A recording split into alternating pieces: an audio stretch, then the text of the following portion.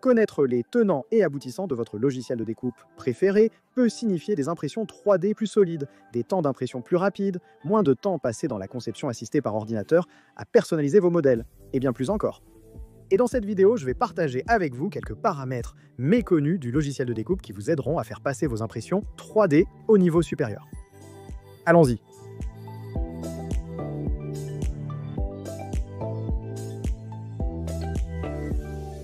Avant de plonger dans les paramètres proprement dit, juste une petite note. À ma connaissance, tous ces réglages sont disponibles dans Cura, Prusa Slicer, Bamboo Slicer et ainsi de suite.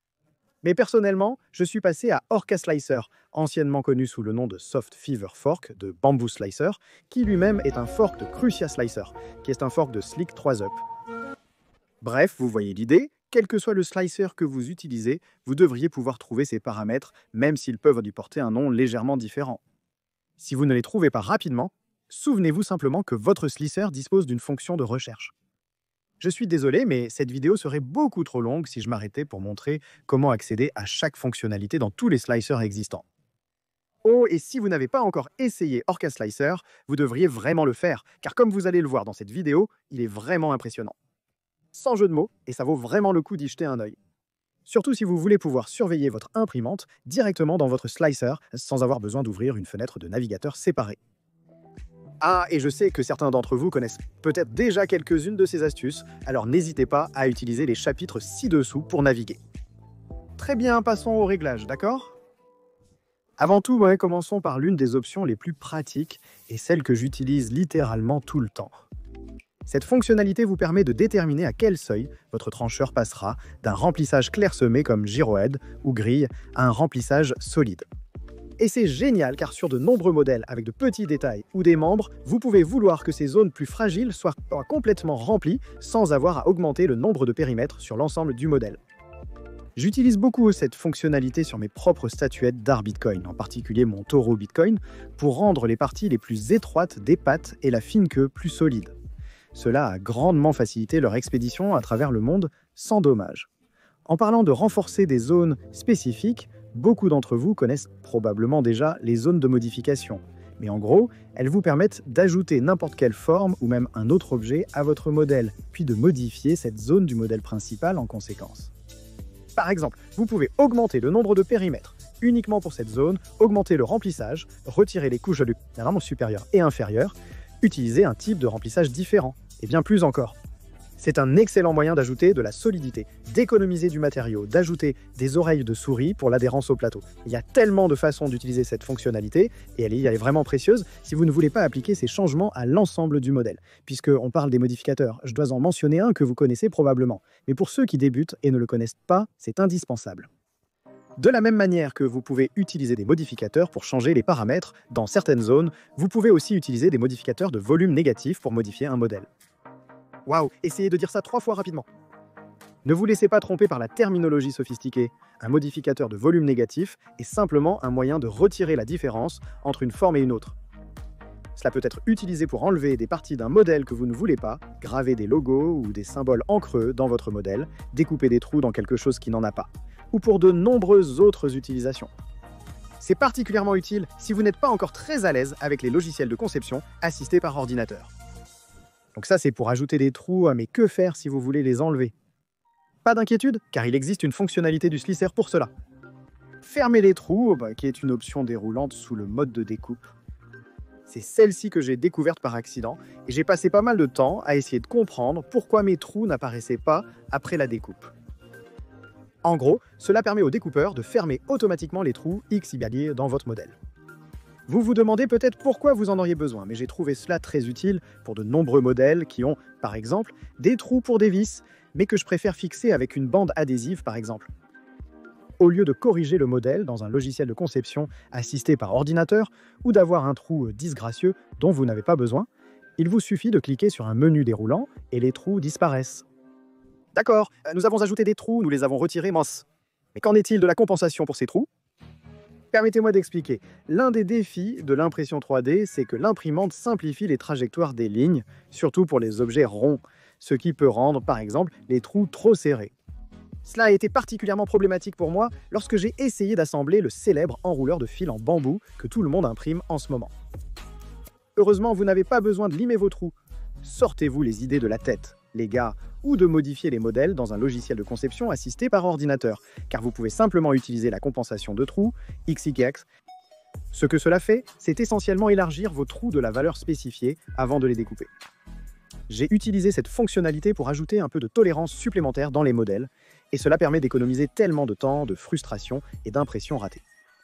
En parlant de gagner du temps et des efforts, en voici une que j'espère que la plupart d'entre vous connaissent déjà, mais qui, pour une raison quelconque, n'est activée par défaut dans aucun des profils d'impression que j'ai vus. La fonction « Combiner le remplissage » permet d'imprimer le remplissage seulement toutes les 2 ou 3 couches au lieu de chaque couche. Cela signifie que les lignes de couche du remplissage seront plus épaisses, mais comme personne ne voit l'intérieur de votre modèle, cela vous permet de gagner énormément de temps d'impression sans sacrifier l'esthétique, ce qui fait une excellente transition vers une astuce que je suis toujours surpris de voir si peu utilisée. Vous ne vous en rendez peut-être pas compte, mais certaines parties de vos modèles n'ont tout simplement pas besoin de petites hauteurs de couches pour être jolies. A l'inverse, d'autres parties, comme les sphères, nécessitent des hauteurs de couches extrêmement petites pour avoir un rendu correct. Alors pourquoi ne pas gagner du temps là où ce n'est pas nécessaire et investir ce temps là où c'est utile? C'est là que les hauteurs de couches variables entrent en jeu. Il suffit de spécifier le compromis souhaité sur un continuum entre vitesse et qualité, et le slicer calculera automatiquement les hauteurs de couches nécessaires en fonction de la géométrie de votre modèle. Vous pourriez bien découvrir que de grandes parties de votre modèle n'ont pas besoin de plus de 0,2 mm, et c'est du temps que vous pouvez économiser ou utiliser plus efficacement ailleurs. Un de ces autres usages, c'est le recours au lissage. Le lissage est une technique où votre buse est déplacée très lentement sur une couche terminée, à contresens du passage précédent. Pendant ce processus, une très petite quantité de filament est extrudée pour combler les derniers espaces. Pour être honnête, le lissage ne donne pas une surface parfaite. Cela prend pas mal de temps et, si ce n'est pas bien réglé, cela peut même empirer l'aspect de la surface en repoussant la matière vers les bords. Donc si vous avez besoin d'une surface vraiment parfaite, il vaut mieux orienter ce côté vers le plateau de fabrication ou le poncer. Cependant, si ce n'est pas possible ou si vous voulez que le dessus de votre modèle soit aussi beau que possible, essayez le lissage, car c'est bien mieux que de poncer vos modèles à la main. En voici une que j'ai commencé à utiliser plus récemment, la fonction de découpe. Beaucoup d'entre vous savent qu'il est possible de couper un modèle en l'enfonçant dans le plateau de fabrication, mais les versions récentes de Prusa S-Slicer et de ses dérivés offrent également la possibilité de couper un modèle sur n'importe quel axe, à n'importe quel angle, avec l'option de conserver une ou les 2 parties résultantes.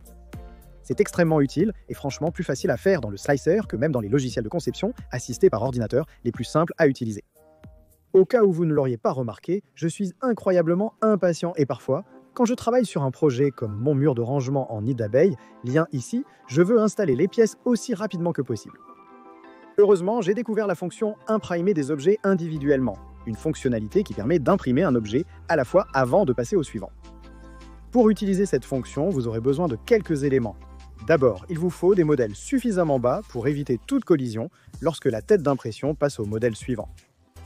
Ensuite, il faut que votre trancheur connaisse l'espace réel de dégagement de la tête d'impression afin de pouvoir prédire avec précision d'éventuelles collisions. Et enfin, il faudra espacer suffisamment vos modèles pour éviter que des collisions ne se produisent réellement. Heureusement, tout cela est soit automatique pour les imprimantes populaires, où le logiciel connaît déjà la taille de la tête d'impression, soit assez facile à configurer dans votre trancheur. Faites-moi juste une faveur et mettez l'imprimante en pause avant de tendre la main pour détacher les pièces. Puisque nous parlons d'imprimer les objets un par un, parlons aussi de les configurer un par un. Et si par exemple, vous aviez quelques objets différents à imprimer, mais que vous vouliez en avoir un avec 5 périmètres et 10% de remplissage, et un autre avec 50% de remplissage et un seul périmètre. Bien sûr, vous pourriez utiliser des formes de modification, mais c'est lent. À la place, vous pouvez en fait modifier les paramètres pour chaque objet. Avant, c'était un peu agaçant et déroutant dans Prusa Slicer, avec plein de clics droits et de modificateurs ajoutés dans la vue de l'objet qu'il fallait ensuite descendre et cliquer pour voir. Mais dans Orca Slicer, c'est en fait vraiment bien fait. Il suffit de faire un clic droit sur l'objet, de cliquer sur Modifier dans le tableau des paramètres, et vous pouvez voir et modifier tous vos paramètres pour tous vos objets en un seul coup d'œil. Astucieux, non? Voilà donc 12 de mes paramètres de slicer préférés de tous les temps pour tirer le meilleur parti de votre imprimante 3D, gagner du temps, renforcer les impressions et ainsi de suite. J'espère que vous avez vraiment apprécié cette vidéo, et si vous avez appris quelque chose, faites-le moi savoir en appuyant sur le bouton j'aime ou s'abonner, ou en laissant un commentaire ci-dessous. Merci d'avoir regardé, et un merci tout particulier à tous mes soutiens sur Patreon, et je vous retrouve tous à la prochaine couche.